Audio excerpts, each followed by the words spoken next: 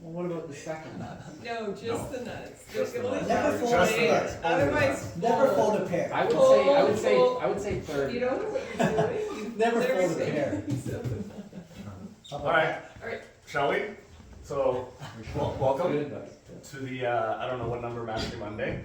But today's a light one. It's not going to be a lot of thinking. It's just more, we're going to go over a lot of tournament structures, the different types of tournament structures, blind structures, and kind of how you should approach it as a beginner if you're just starting in tournaments. Oh, Better or worse? I don't know. No, I better. don't know. I think leave the lights on. So yeah, gonna go through a quick light guide on playing the right tournaments, multi-table tournament structures. So why they matter. Not all tournaments reward the same type of skills. Structure impacts stack depth. Going from turbos to normal, your stack depth will change quite a bit depending on the structure you're in. A lot of variance also applies to some structures of tournaments where they're less so in other structures of tournaments. The level of patience required is also different depending on what you're comfortable with. The bluff frequency is another aspect that does differ depending on the structures. Decision complexity also differs. And good players adjust strategy, great players choose the right events. I've seen some players who think they're really good at, let's say, bounties, but they're really not. They're more for like 30-minute long tournaments because they play a little bit tighter. They just like the idea of bounties, but then when they apply their style to another tournament, they're actually a higher chance of winning player, right? So you gotta kind of find which structure you're comfortable with. I find online helps a lot for this. Of course, it's not compared to live, it's different for live, but online helps you understand the different structures. So you can play really quick turbos, you can play bounties, mystery bounties, PKOs, to really kind of feel out what you're comfortable with. So the 6 most common live structures we have are turbos, standard, which we kind of just consider 30-minute levels, 30 to 40 minutes. Deep stack or championship, so we'll talk about the WSOP main event as the example is that third one. You have your bounties, your PKOs, so there's static bounties, which means that each person has a static amount of dollar on their head. So you have a chip in front of you that's worth $50, it's always gonna be worth $50. You have PKOs, which stands for progressive knockout bounties. So that means that as you progress throughout the tournament, as you knock out more players, your bounty on your head increases. So does other people relative to the size of the field. So as you get towards the end, there's very large bounties in play on each player's head. And then mystery bounty. Mystery bounty is once you get into the money, as you knock people out, you get to pull bounties from an envelope or a lottery system. It ranges from a very small bounty to usually, a significant chunk. Some bounties in like the EPT at Montreal, for example, I think it's like a 400 one. The largest one is I think 10 or 20,000 for the bounty pull. So for a $400 tournament, you can pull a $20,000 bounty, and you don't even have to win or come, final table for those, right? And then you have re-entry and rebuy, which is not in and of itself a specific structure. It's just some tournaments are freeze out, meaning you can't rebuy.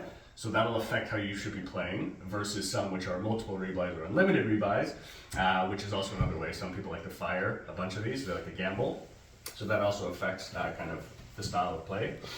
Core idea is each adjusting some of your adjusting some of the skills that you lack. And then some mistakes that beginners tend to do in tournaments is playing outside your bankroll. This is a big one. A lot of people kind of shoot beyond their means, and then what happens is it causes a lot of stress. Like if you can't afford, or one buy-in hurts at a tournament, the decisions you're making are going to be affected by that. There are going to be a lot of you're going to be external stress that really shouldn't be there if you're playing a tournament. You really have to be as level-headed as possible. Like you shouldn't have any financial worry. You should be playing tournaments that you can buy in at least 10 times, and it doesn't really hurt. Like that's really how you should be considering tournaments. It also affects your decision making. And then some people are too results driven. I see this a lot. Some people who jump into a tournament, they win 1 or 2. Variance comes into play, especially if they're playing a turbo tournament, something that goes by really fast. And they're like, oh, I'm amazing at tournaments. And they start buying into a lot more tournaments and they start losing a lot. Maybe they buy simple tournaments, same exact structure as what we play. So that's why getting these in at VClub is great, because you can get as many of these turbos in. You have a slight edge for people who are just gambling at the Vegas style for these turbo poker tournaments, right? Oz, what do you like? Turbos. Pressure of it. Yeah. You're forced to play.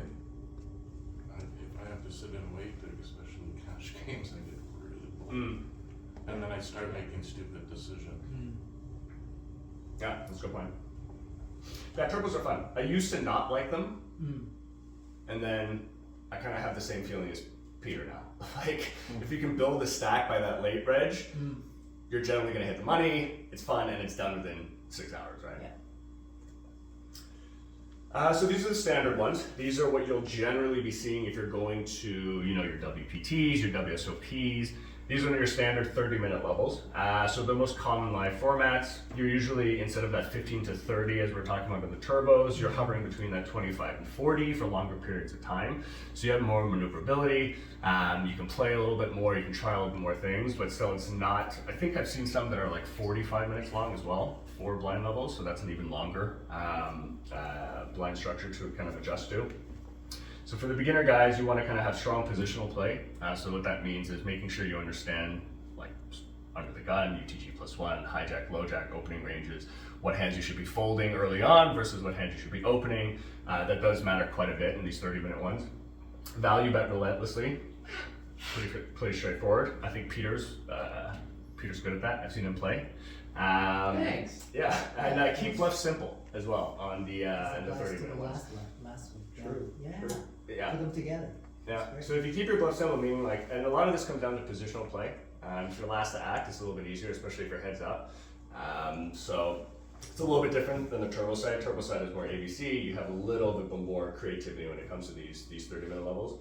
Common mistakes, again, because you have 30 minutes, some people are limping too often. Again, as we go back to exploitative play, you shouldn't be limping. It's very rare you should be limping at all. There's some times where there's a limping strategy when it comes to heads up in certain situations, but generally, always take the initiative and be the aggressor into the pot. Overcalling pre-flop as well, kind of along the same lines. If you're gonna get in there, might as well 3-bet it to just isolate whoever's opening. Exploits you can kind of adjust to is raise larger pre-flop, so that kind of goes back to what we were just talking about. Your live sizing, and then value bet thin versus calling stations. So this goes back to a lot of the exploitative play we were talking about. Yeah. Could you give me an example of limping? Like just, Limping? Yeah, just a simple, quick example. Yeah. So let's just say you're in a position of under the gun. It's your first act. Okay. And the blinds are 100-100. Sure. You just call 100. Oh, okay. Like you've limped into the pot. You haven't taken an aggressive mode. You haven't done anything. You just put 100 in to complete. Right. That's a limp. Okay. Yeah. So usually, if you want to be playing, don't limp. Open it. Make it 200.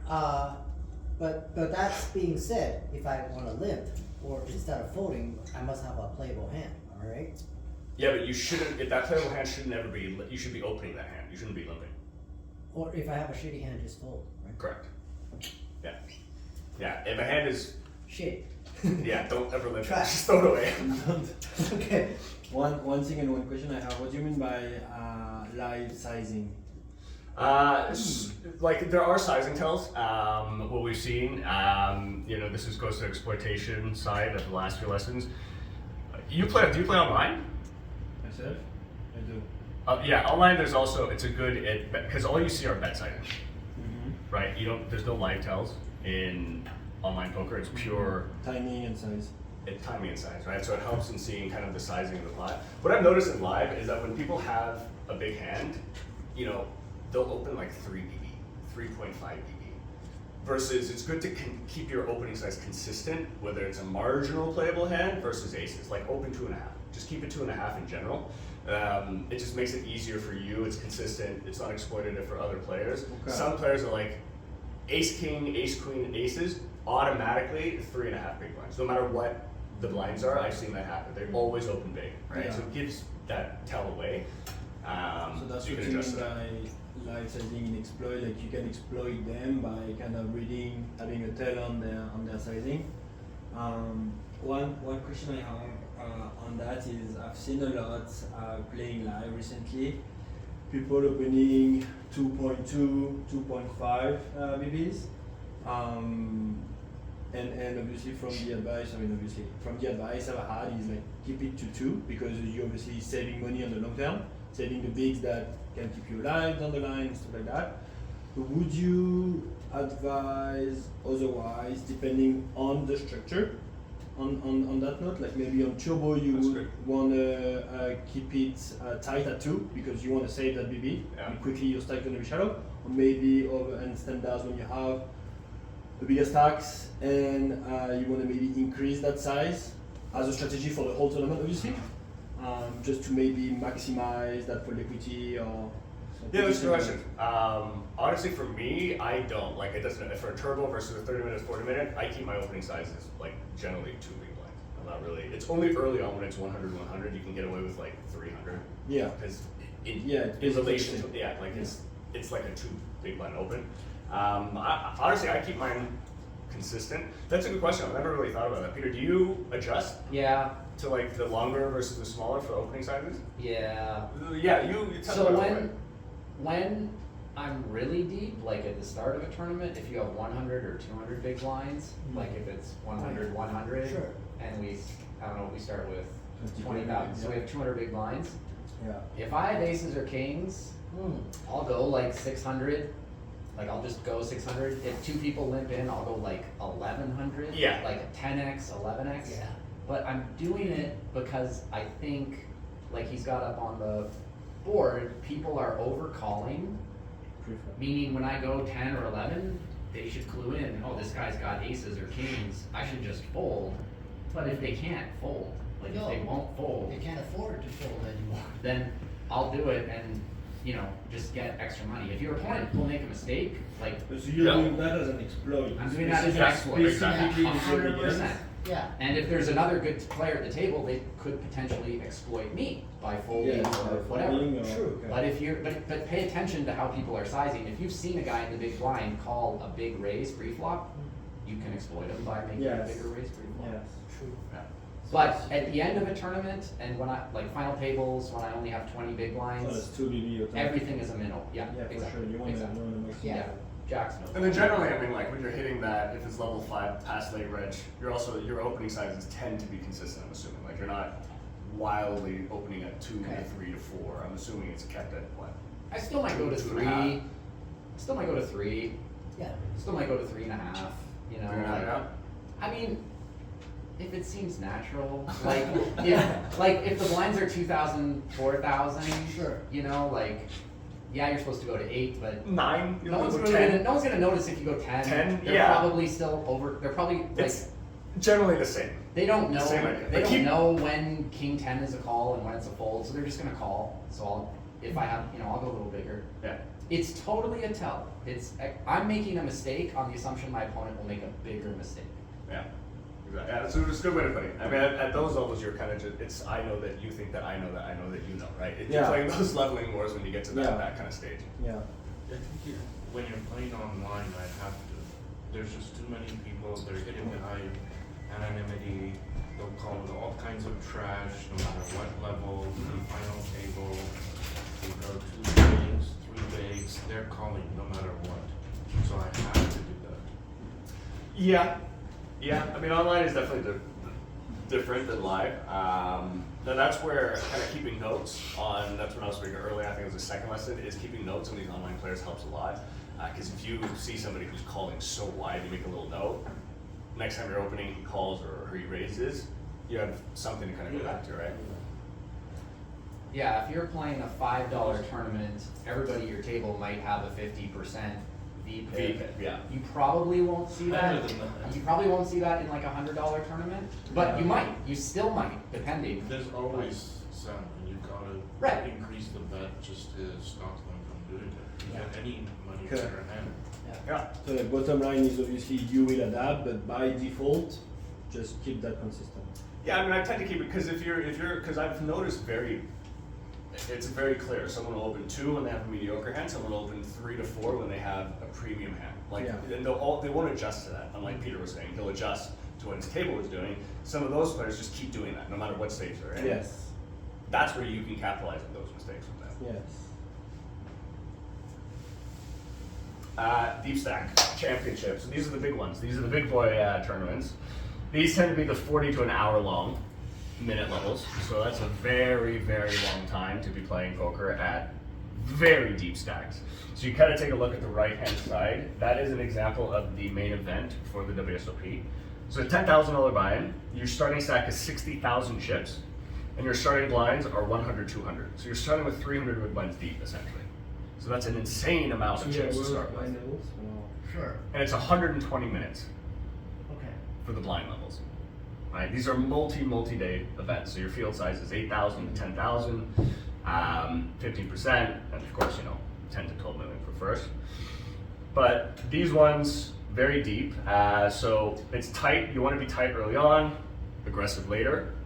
Avoid bloated pots with marginal hands. So really avoid just bloating up the pot, honestly, on draws and stuff like that. Keep the pots very small early on, especially with your marginal holdings in hand, your 6-7 suited connectors, those type of things.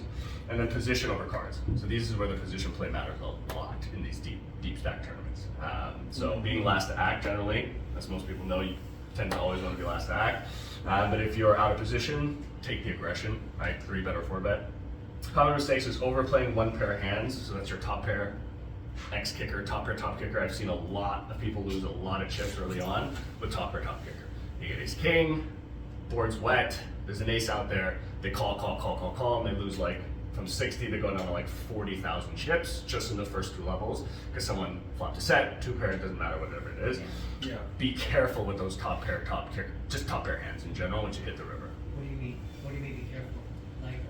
Like don't overinvest in those hands. Sure. I play. Keep the pot small. I play poker nights with my friends. I got pocket aces, and I'll tell you from experience, like 70% of the time, pocket aces lose to pocket sevens. I mean, that's pretty results oriented. Mathematically, no. Most of the time, you're going to be aces win. And also, comparing a home game versus this type of structure is vastly different. Especially if it's a home cash game versus a $10,000 tournament.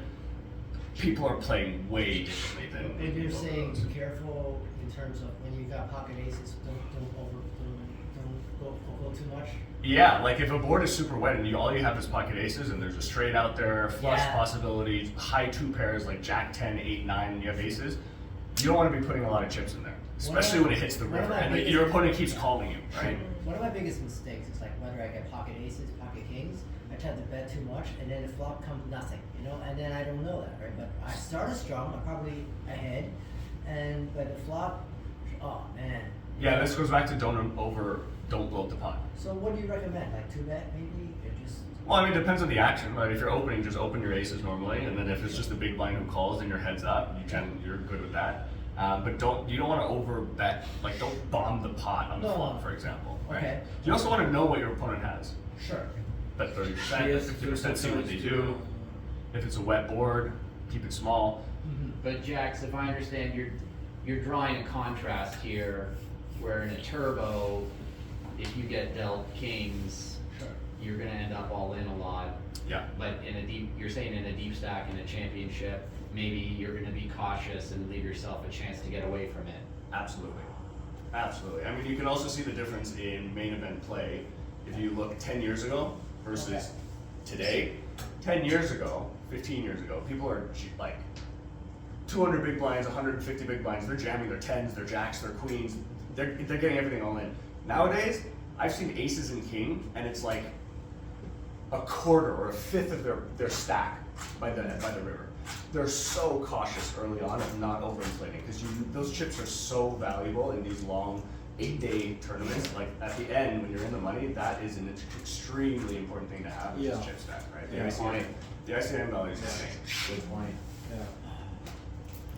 This is really specific to deep stacks and big buy-ins because mine does, this is 10K buy-in. Right? So, for example, now this is just like the biggest example. If you play a main event in WSOP or Montreal, and like you go to Montreal, some of these series, WPT, they're like 1,100, 1,200, but the format's generally the same. Yeah. Right, so you have the same amount of stack depths, it still applies. But yeah, it's a way deeper structure. Even the VClub main event was a very long structure. Yeah, exactly. And to the discussion we're having, the second exploit that you're mentioning, the fold strong but non-nut hands comfortably, is exactly what we were saying. Be okay with folding aces. Be okay with folding kings. Like if you get to the turn in the river and all you have are aces and kings, you have to be okay with that. I don't have, I just have a pair. That's what I was telling you. That's I've true. been facing struggles to get at peace with, okay, fuck it, don't push the face too much. Yeah. Yeah. And you know you need to fold, just fold. Yeah. Yeah.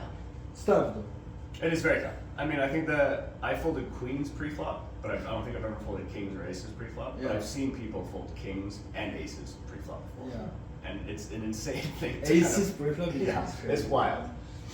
But that would be on a specific ICM situation. Yeah. Yeah. Stuff like that. Like there's a famous, I don't know if you guys, there was a famous, I think maybe it was 2 months ago, that was online though, and then the guy who had aces, it was like an all in, all in, all in, and then the guy who had aces folded, and the guy after him shoved all in as well, and then it was like sevens, nines, whatever, and the nines hit a set, sevens hit a set, and the guy shoved the aces at the end. I was like, yeah, I knew it. It's like those situations where he's like, you know what, I'm gonna not call the aces because there's 4 people all in, and my equity Yeah. isn't the best here, right? Yeah.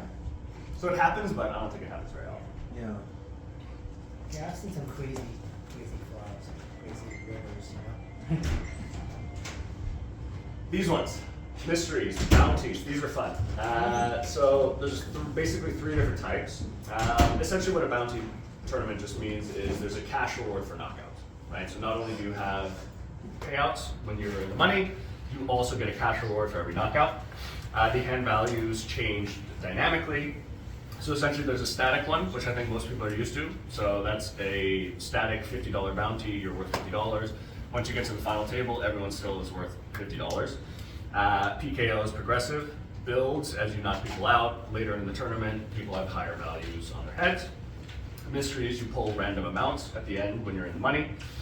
So it's pretty straightforward. Bounties equal real money. You call wider when bounty is meaningful, and you protect your own bounty. Now there's a couple things that you kind of adjust to. For example, like static bounties are my least favorite, simply because the value of those bounties decreases as you get closer to the money.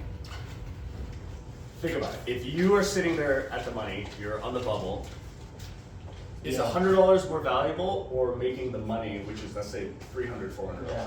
Making the money. There's a difference in the cash value between what you're risking for getting that $100 bounty chip versus actually playing a little bit more conservative and hitting the money. Even at the final table, the bounty's not worth anything. It's worth 100 versus a PKO, it adjusts for that. Because at that point, everyone is already worth way more. It's a varying difference. So the bounty hunter might be worth $5,000 is on their head, right? So it's actually incentivizes you to care for the bounties. And the ICM matters differently between a static and a PKO. Yeah. Yeah, I was gonna ask you. Can you confirm the way you actually calculate what's a bounty worth? Is you take the, let's say it's a 200 bounty tournament, PKO, right? Half of the buy-in goes into the bounty. So $100 is your bounty, meaning that, sorry, I'm getting confused with myself. Meaning that $100 is worth at the bounty initially is worth half the stack because it's half of the buy-in, right? Yeah. So it's a 20,000 chips, $100 bounty is worth 10K. So Yeah. progressing through the tournament, this is also how you gonna add that to your odds, including in how much chips is actually in the pot and stuff like that. Yeah, there is math behind it a lot. Like you're absolutely right. There actually is formulas that you can calculate. Like this is how much the bounty is worth versus the chip stack. It's way too much math for me. I'll be honest. Like I don't do any of that when it comes to this. A lot of it is more you just generally understanding what the worth of the bounty is. You look at the ICM. You can put it in some apps on your phone to just verify like ICM value of chips versus how many knockouts are left. Can you do that live? Are you allowed to do that on the table? You in these ones you can. Yeah. In the other ones, I think you have to step. Now they made a rule. I think you have to step away from the table if I'm not wrong. If you Okay. want to use your phone. Okay. Yeah, but you can Okay, usually, fair enough. you can just check. That there's math behind a lot of those things that you can kind of check for. Chasing bounties recklessly, so common mistake. So chasing bounties recklessly meaning you're just going for the bounty. You're playing marginal hands just because you want to get the bounty. Yes, you can do that if your bankroll is unlimited, but you're likely going to rebuy. A lot of players have that misconception when they're playing bounties. They're like bounty hunters. This has a lot of bankroll effect for bounties, especially because a lot of those gamblers I see, they like to play the bounty ones so you can win money, and then they just start firing and they play a lot wider. So you can adjust to that by being a little bit more conservative, knit up a little bit, and just catch them when they're just firing off. Ignoring ICM late, so again, that's kind of with like a static, for example, I'm just going for a $100 bounty versus my chips actually are worth, you know, let's say $700 in chip value. So kind of just adjust and keep note of kind of the differences between the value of the bounties that are existing versus the chip stacks and how much the payouts are worth. Trap bounty hunters. You can see this here, I think Thursdays, we have static bounties down here. There's classic bounty hunters. I think Costa is a big bounty hunter. They just like to grab bounties. You know, they like the aspect of getting them. So just try to trap those guys because you're going to be playing a lot wider, so you can get a lot of chips off of them. And tighten when your bounty becomes large because then you become a target. This bounty becomes large is generally a PKO. Because static, your bounty stays the same throughout the whole tournament. A PKO, the more that you knock people out, your value becomes bigger. So as Antonin was saying, PKOs usually you have, let's say, a $100 head. I knock him out, I get $50, and I get $50 added on top of my head. So now my bounty is worth $150. So now if Will knocks me out, he gets $75, and then his bounty gets increased by $75. That's just a continual progressive. Yeah. And one thing I want to add on the mysteries. Actually, never been there. Didn't play a lot, but definitely the chips is so valuable at the beginning in order to have that edge and cover people down the line. Absolutely. Because you could get lucky and hit the 5% bigger bounty. Yeah. Yeah, so that would be one thing for sure. Mm-hmm. Yeah, no, mystery bounties are really fun. It's a fun, especially when you're playing those proper circuit ones, like the feeling of knocking somebody out and going up to the spinning cage and pulling out a bounty and everyone's kind of looking. Yeah. It's fun. Well, something what I noticed is that they might change this down the line, but when I was playing at the Montreal WPT, they had one single 10,000, the largest bounty, and that got pulled immediately when we went into the money.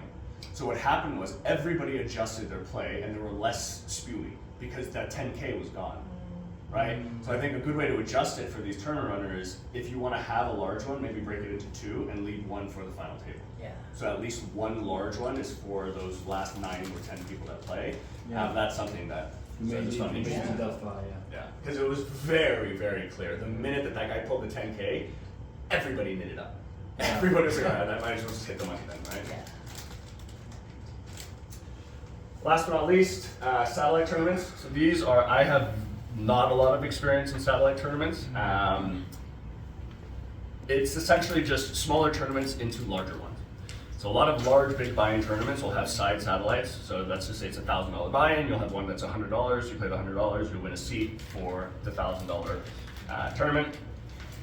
Top amount of players win the same prize. So usually it'll be paid out like top 3, top 4 will get the exact same prize, which is a seat into the main event. The chips do not equal money near the bubble, right? So it's a completely different style of thinking about it. Sometimes they're what they call their target or their milestone satellites. So that means you hit a certain chip amount and you automatically get into the event, right? So you don't even have to wait until you hit the money. You can hit a 50K stack amount and then you automatically get the seat. Peter had a lesson in not spewing his satellite last time we were together, right, Peter? Yeah, for the main event too. Yeah, you were so close. I think you were what? One away. Two One big away. blinds away from getting the Actually, milestone. I think one or two big blinds. Yeah. So survival is everything in these. So you always want to survive until the end of we're in that money, right? There's not really a min cash. You're all getting the exact same when you hit the end of the money. Avoid all-in confrontations late. So that means, once you're getting close to the payouts, you don't want to, the chips are super important. Really avoid getting in all-ins where you're covered, is essentially what that's saying. Folding strong hands is fine, especially if the action is insane before you. Again, survivability is key here because you want to be winning the seat into the target event. Getting all the chips in this one doesn't really matter. It's about getting that seat. Playing like a normal MTT, that's a big mistake. People tend to do when they play satellites. It's like, oh, it's like a turbo or whatever. Completely different. You have to adjust your play style. Calling when unnecessary. Again, chip stack. Chips are super, super important. You want to keep, they're super precious. You really don't want to risk these chips inside satellites. Apply pressures who don't understand ICM. So there's a lot of people who are opening a lot wider. They're over calling in these satellites. What I've noticed is some people have this false sense of security with a satellite. They're like, oh, it's a cheap way to get into this large event, but they fire like 5 bullets. When in reality, you're like $200 away from just buying into the main event, right? So you have to understand and kind of adjust and don't buy in a lot. Apply pressure to players who don't understand ICM. Fold everything fold nearly everything when you get to the bubble. Again, it's survivability is key. Pretty straightforward. I don't really play that many satellite tournaments. Do you play a lot of satellite tournaments, Peter? I play, yeah, this is my favorite format. I think people make huge mistakes. Nobody is playing these properly. It's Yeah. so different from regular tournaments. They're not even the same game. Having said that, they are actually quite difficult to play well, and it's really worth studying. Like Dara O'Kearney has a book, I think it's $25. It's called Satellite Mastery. I've read it like 5 times. It's worth a lot more than $25. These are really tough to get right. I intuitively understood I should be really tight on the bubble. It's shocking how often in this format, at the end, not at the start, but it's shocking at the end of this format how often you're folding pocket jacks and pocket queens pre-flop. Like, I knew, oh, I shouldn't get in here with ace jack. I did not realize until I really dialed down and started studying, like, oh, someone went all in and I have pocket queens, I need to fold. Like, because that's just not something I would ever do in any other format. Yeah, absolutely right. I think that's why I kind of don't play a lot of it, because Peter's absolutely right. It's a completely different way of thinking about playing the game in this type of structure. So study it if you want to do it, but it is worth it if you get good, because some of these big events, if you can satellite in, that's a huge value. Massive value. They run really well online. I won my main event ticket for the Woodbine main event in the satellite. Wow. I won for the GG Ontario Championship in one of these satellite tournaments.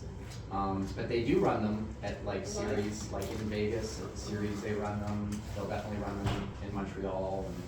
And you know, they're generally very soft because, like I said, they're difficult to play well, but a lot of people who don't have, say, $5,000 to play a main event have $500 and they take a shot. So, Yeah. but it's worth, even if you just go online and read for an hour or buy that book for $25, it's worth just doing a little bit of work beforehand and learning the strategy. Absolutely. Okay, this is just generally like kind of what to keep in mind for a re-entry or a rebuy tournament. So this just means multiple bullets are allowed. Like today, it's an unlimited rebuy tournament. Tends to be a lot of extremely loose players early on. You can rebuy multiple times. So for beginners, you tend to treat chips as real money. Don't gamble just because you can rebuy.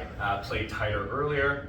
A couple of mistakes is taking marginal flips, emotional rebuys, and that's a lot of it when it comes to these rebuy tournaments. Oh, I got sucked down, they shouldn't have done this. Remember, there's no shoulds in poker.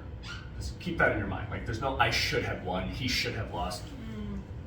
Like, take that right out of your mind when you're thinking about the game, because if you can get rid of that, that's one level of tilt that you can kind of get out of, right? Oh, he should have called me with 10-8. He did. So regardless, right, move on to the next thing. And then, so value bet big, and then let others punt early. So this is kind of more for the people who keep rebuying. They don't mind getting it in all the time because they're trying to build a stack.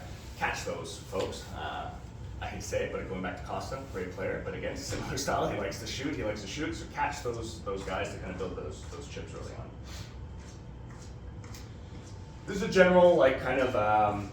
Jax, would you ever, the last hand before rebuy ends, if you have a small stack, would you ever get it in to try to double your stack, or if you lose, you can rebuy? Always. Oh, okay, always. Okay. For me, always. I mean, Okay. depending on this, of course, the buy-in and the side. But yeah, usually when it's like a multiple rebuy, especially in turbos, you have like 5 big blinds left, and if you rebuy after late reg, you get 20. Just get it in and rebuy at that point. Again, so this goes back to big pool. If you can, again, play within your means, you can't have that feeling of, oh, I can't rebuy, I have to win this one bullet, because that will really screw with your play, and you can't have any of that affect your play. Like, just really, again, just play within your means. And if you can't play the live ones, that's why online is great. $10 tournaments, $25 tournaments, a lot smaller than live buy-ins. And I guess it also depends if you have add-on after the break or after at the end of the leg. There is an add-on. Yeah, so add-ons actually, I've never seen except for at the underground. Okay. places. Yeah. Maybe. Like I don't think WS like I don't remember Okay, WSB no. doing every Not round. anymore. I've limited No. exposure outside of Ontario Online anyway. they So I've sometimes. seen What TPP, is but that? the Pickering I've done doesn't have it. Pickering doesn't, yeah. So there's a couple underground clubs for tournaments. Well, they'll allow you to buy an add-on at break. So at the late reg, you'll pay $10 for 10,000 chips, essentially. But all that cash is not for. It doesn't go to the prize pool. It's fees for the establishment. Yeah. So I don't think that's a. Okay, so I see. Yeah. So this is kind of more balancing, like understanding your style and then adjusting to what kind of tournaments. So this is generally, if you favor low tolerance, if you have a low tolerance of variance, play standard and deep stack ones. That means the blinds are longer, right? The variance is a little bit less than when you're playing the turbo ones. If you have a high tolerance for variance, play the turbos and the bounties. What's your biggest strength? So patience, aggression, discipline, short stack skill. If you're patient, the deep stack and the satellites are great. If you are aggressive, the bounty and the standard ones, so the turbos and the standards are good. Discipline, satellite, so that's Peter's specialty right there. So he's clearly a disciplined player, so satellite is a good structure for him. Short stack skill, so that's folks who don't mind playing 15 bigs, 20 bigs, and are actually comfortable in that. You play the turbo ones. I used to not be comfortable at 15, 20, 25, and I got really used to it, and then I actually think turbos are really fun now to really kill the time. How long can you play? So this is if you're a limited time, like I want to get it over with, I just want to play a tournament, get it done in 4 to 6 hours, play the turbos. If you don't mind playing for a long period of time, you can play the standard and the deep stack ones. But generally, all these live tournaments are going to be 4 to 6 hours minimum, so always just keep that in your mind. And the other side, the right side, is kind of just same idea, but your style of play, and then the best tournament structure. Any questions on this?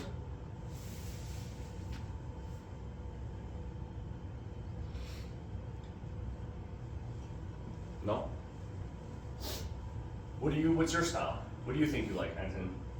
Standard, deep stack, Yeah, let's turbo, give myself the bounty? question. Like by now, not especially reflecting the level I think I have, but in terms of biggest trends, I can adapt. I can be really patient and liking it. Live, way more than online actually, because you have people around, can crack jokes and stuff like that. Online is a bit tougher to be patient. But I like the aggression when I feel it's a good time. I can be disciplined with the ranges. And I'm decent enough when I get to like 12 to 20 bigs, being able to free bet and get away when I need to. So yeah, I'd say I can adapt.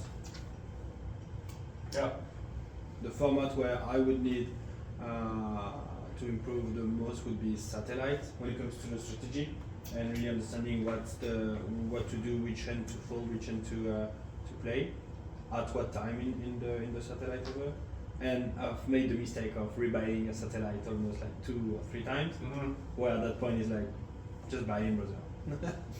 Yeah, diminishing returns are. Yeah, go ahead. Yeah, I think this was a great presentation. First of all, thank you. Thank you. Yeah. I think this slide is like really helpful. Maybe we can put this in the VClub chat, or maybe everyone should take a photo of it or something. But I mean, because every tournament is so different, every style is so different. And if this was a talk about satellite tournaments, I would tell you guys stories about all the massive mistakes I made in satellite tournaments with thinking I knew the format really well, and then I'm still learning every time I bust out, oh, that was a fold, and I went all in because I had to. But the reason I mention that is, you talked about this at the start, and I'm glad this is where we're ending, is really understand which one of these is best for you. I love the puzzle of poker, so I'll play any format and try to adapt, like you were talking about being adaptable. But like, if you are a passive player and you don't want to mix it up and run bluffs, don't play bounties. Or, understand that and learn how to play bounty, and you have to change your style. So these formats are so different, it's almost like a different game. It's almost like it's not no limit anymore to go from a satellite to a bounty. So I think that's a really great point that you brought up, and I would encourage everybody yes, learn the different formats, but figure out which format works best for you and try to focus on that. Yeah, absolutely. I think a good idea is we can even dive deeper and start just doing specific lessons on each structure. Yeah. Right? A turbo and then a mystery, and we just keep digging deeper. And it's great to have Peter do the satellite one because I think he probably has the most experience in the satellite side of things. So. I love satellites. Yeah. I'm still learning. I've made some huge mistakes in satellites, thinking I was doing something clever, and nope. So there's always so much to learn. Yeah, That's for really sure. good because you keep learning. But it does get, to your point, undervalued and I guess under regarded a lot. The differences between tournaments, like I'm kind of realizing that today that I haven't really changed any approach in the strategy, specifically playing online, whether it's PKO or whether it's a regular tournament. So yeah, interesting. Yeah, it took a while for me to kind of understand that too. Like fundamentally, if you're playing a bounty versus a normal structure, you really are playing different. Like the ranges of hands, the style of play, the aggression in the pot, it is very different. So early on, if you just play a couple of these different structures and apply the different styles of learning, you can be a killer. And just as Peter said, like find which one you're comfortable with, and then hone your skills in, and then you usually have a strong win rate. This just pretty straightforward. We don't even need to go into this, honestly. I think this is probably the best way to end it. All good? Thank you. Thanks, man. Perfect. Thank you.